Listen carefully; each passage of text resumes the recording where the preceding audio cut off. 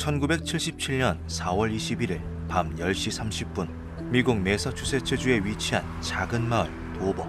빌 바틀렛은 친구 2명을 자신의 복스바겐에 태운 채 함스트리트를 따라 드라이브를 하던 중 이상한 것을 발견합니다. 자동차의 헤드라이트 불빛에 드러난 그것은 멀리서 볼 때는 그저 담벼락을 타고 있는 고양이 혹은 개처럼 보였는데요. 차와 담벼락의 거리가 좁혀질수록 그것은 평범한 짐승과는 거리가 멀어졌죠. 헤드라이트의 정면에 잡힌 것은 복숭아색 피부에 길다란 팔다리를 가진 정체불명의 생물체였습니다.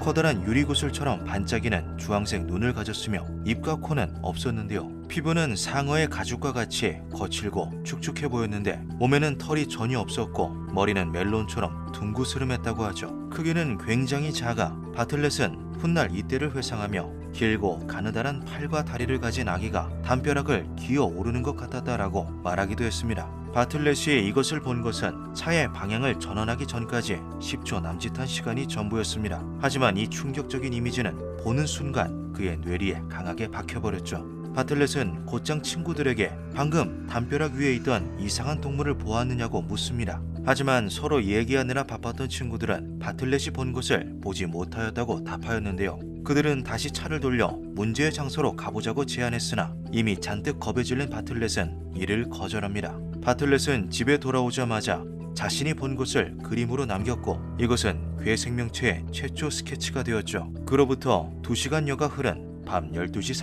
30분경 존 박스터는 여자친구의 집을 나와 밀러 로드를 따라 집으로 걷고 있었습니다. 사람도 없고 외진 도로변이었으나 평소 늘 걷던 밤거리라 딱히 무서울 것은 없다고 생각하였죠. 함스트리트에 가까워졌을 때 그는 커다란 머리를 가진 사람이 멀리서 자신을 향해 걸어오는 것을 보게 됩니다. 거기 누구야? 잘 안 보이는데 MJ 너야? 박스터는 그것이 자신의 동네 친구라고 생각했습니다. 하지만 5m 정도까지 가까워지자 박스터는 자신의 앞에 있는 것이 절대 자신의 친구가 될 수 없다는 것을 깨달았죠. 달빛에 어렴풋한 형체만 보였지만 그것은 1m 정도 되는 작은 키에 동그란 머리, 비정상적으로 긴 팔다리를 가지고 있었습니다. 박스터가 다가가자 그것은 슬금슬금 뒷걸음질 치더니 이내 옆의 숲으로 도망치기 시작했는데요. 호기심이 생긴 그는 그것을 뒤쫓아 숲으로 들어갑니다.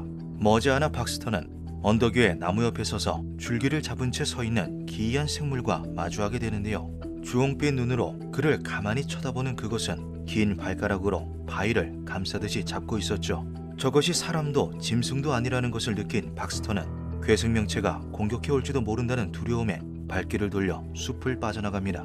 마침 우연히 차를 타고 근처를 지나던 한 부부가 도로변을 뛰는 박스터를 발견하였고 차에 태워 무사히 집으로 데려다주며 사건은 일단락되었죠. 하루 뒤 자정 무렵 바틀렛과 박스터가 괴 생명체를 목격한 인근의 스프링데일 애비뉴. 애비 브라움은 남자친구의 차를 타고 집으로 돌아가던 중 도로 근처에 쭈그리고 앉아있는 이상한 생물체를 목격합니다. 그녀는 그 생물에 대하여 수박처럼 보이는 큰 머리와 헤드라이트에 반사되는 유황색 눈, 머리카락이나 털은 없고 피부는 황갈색, 짧은 몸과 길쭉한 팔다리를 가졌다고 말했는데요. 이는 앞서 바틀렛과 박스터가 목격한 괴 생명체의 생김새와 아주 비슷했죠.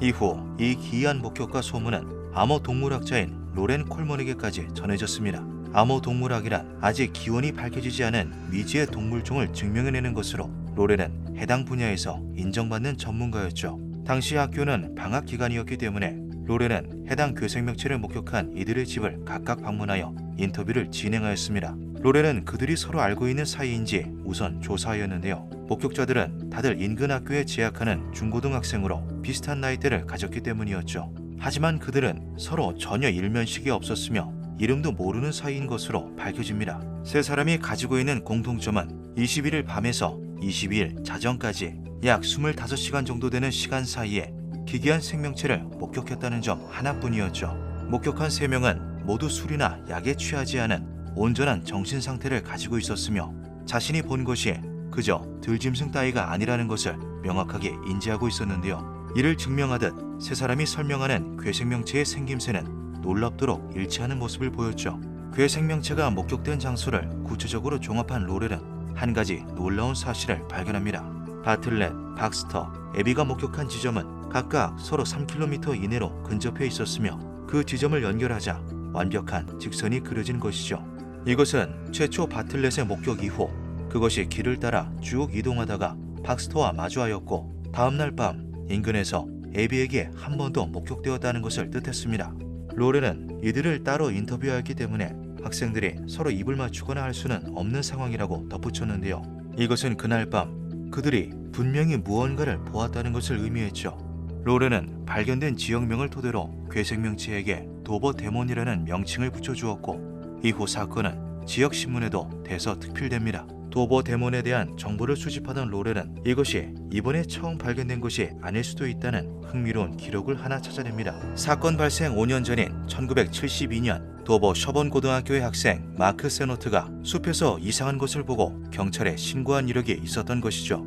늦은 밤 친구들과 함께 스프링데일 애비뉴 근처의 체닝 연못에 놀러 갔어요. 우리는 연못 가장자리에서 작은 형체가 움직이는 것을 목격했습니다. 분명 사람 같기는 했는데 그러기엔 너무 작았어요. 신고를 받은 경찰은 해당 주변 일대를 수색하였지만 마크와 친구들이 본 것으로 추정되는 생물체는 찾을 수 없었다고 하는데요. 로렌은 이때 연못에서 목격된 것이 도버 데몬일 가능성이 높다고 말하였죠.